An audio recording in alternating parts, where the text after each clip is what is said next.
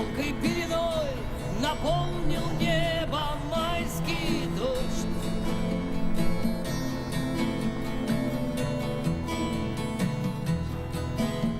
Гром прогремел по крышам, распугал всех кошек гром. Я открыл окно и